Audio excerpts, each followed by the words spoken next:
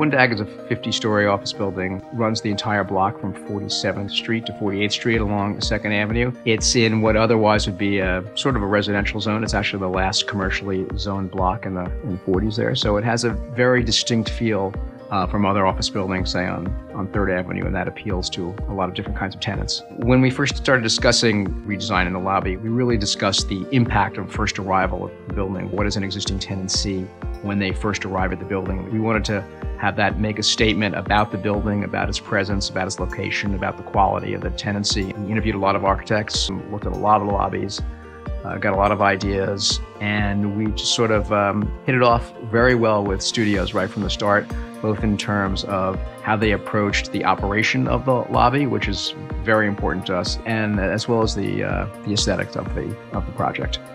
I think the start of this is kind of pairing back of ideas was to kind of reroute the design in the palette of the building. So the building was 70s modern office building. It was all about bronze. So we wanted to retain that in the new design. We wanted to simplify the number of gestures so that there was a unifying experience that took you from one end of the space to the other. And in doing that, rather than having a formal entry, middle space, and then end, we wanted to blur those lines. The bronze starts out as a solid panel that comes directly from the column where you come into the building, and then slowly dematerializes as you get closer to the middle of the space. And as it opens up, it turns into a series of individual fins that are more closed toward the ends of the lobby and more open at the middle of the lobby.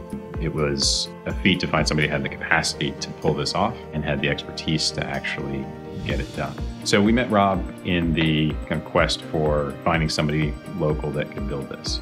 Well, what was really interesting for the entire Ferret team was we were absolutely confident that we'd be able to craft all these individual components, but I gotta say there's not a handbook for any of this stuff. This is all 100% custom. So although we're confident in our skill set, we still had to create a machine or a process that would allow us to not only twist these pieces of material, but then have a consistent method of twisting them that could account for spring back and some of the nuances that we were looking for to create this kind of moire effect. There's definitely a sense of accomplishment on this particular project from a structural standpoint and a technical standpoint and an aesthetic standpoint.